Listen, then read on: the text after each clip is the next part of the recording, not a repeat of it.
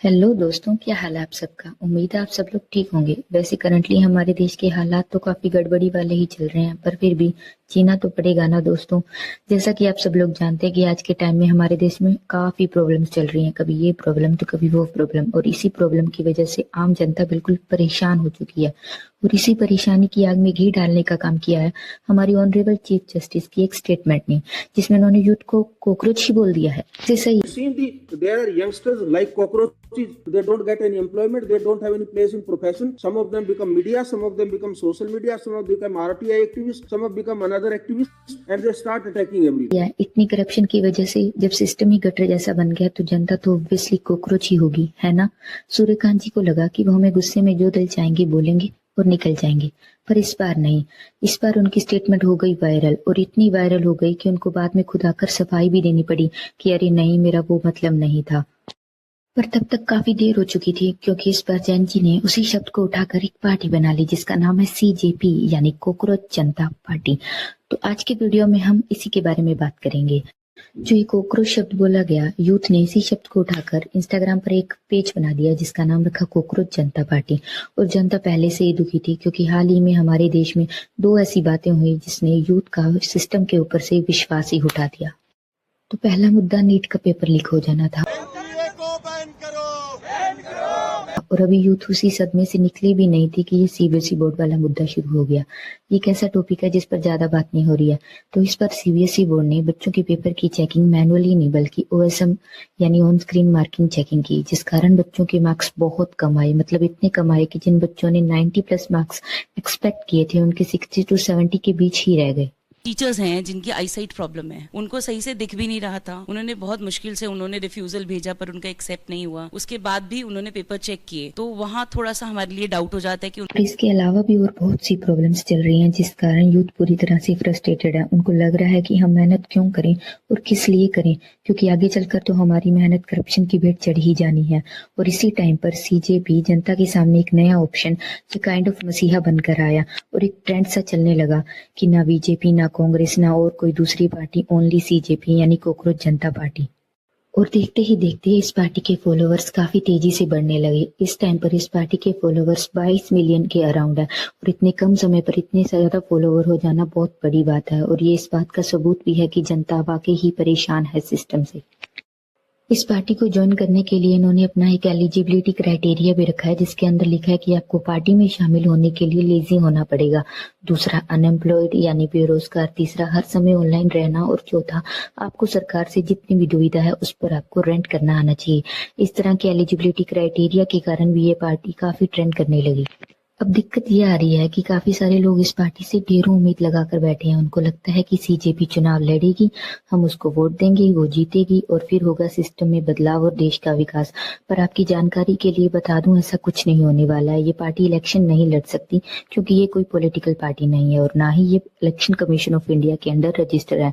ये बस एक इंस्टाग्राम पर बना हुआ एक पेज है जो जनता के मुद्दों को आगे रख रहा है। और इसके वायरल होने के पीछे का कारण भी जनता का गुस्सा और सिस्टम का फेलियर है। इस पार्टी ने अपना मैनिफेस्टो भी जनता के सामने रखा है, जिसमें उन्होंने काफी पॉइंट्स रखे हैं। इनका पहला पॉइंट है कि अगर ये पावर में आते हैं तो किसी भी जज को रिटायरमेंट के बाद राज्यसभा की सीट फ्री में नहीं दी जाएगी, क्योंकि जाहिर सी बात है ये सारा मुद्दा ही एक जज की वजह से शुरू हुआ था, तो उनकी बिल्डिंग सेट करना तो बनता ही था। इनका दूसरा पॉइंट है कि ये गलत तरह से डले हुए वोट की जांच करेंगे और उसके खिलाफ कार्रवाई भी करेंगे, जो कि होनी भी चाहिए। इनका तीसरा पॉइंट ये है कि ये पार्लियामेंट की 50% सीट्स को महिलाओं के लिए आरक्षित कर देंगे, तो इस कारण इनको विमेन सपोर्ट भी खुलकर मिल रहा है। इनका अगला पॉइंट ये है कि ये अडानी या अंबानी के द्वारा ऑन किए गए न्यूज चैनल्स को बंद करके न्यू इंडिपेंडेंट मीडिया लेकर आएंगे।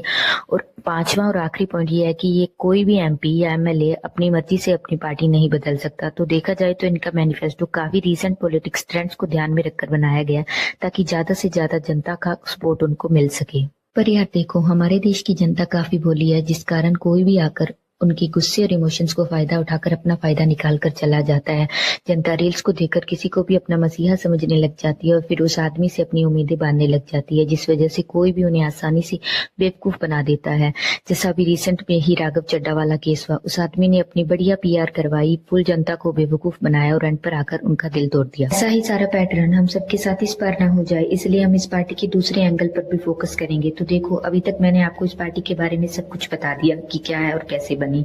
अभी हम इस पार्टी को डीपली एनालाइज करेंगे। तो देखो, इस पार्टी के फाउंडर का नाम है अभिजीत तिपके, जो पहले आम आदमी पार्टी के लिए काम कर चुके हैं।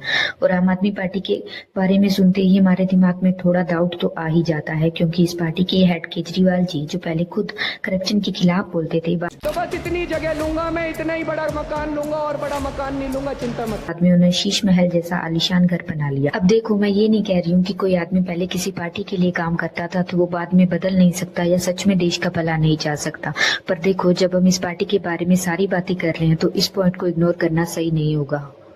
ये लोग इस पेज पर बीजेपी को क्रिटिसाइज करते हैं और करप्शन के खिलाफ बोलते हैं, जो कि बोलना भी चाहिए। पर अगर आप ध्यान से देखो तो इनका सारा नैरेटिव बीजेपी को लेट डाउन करना है।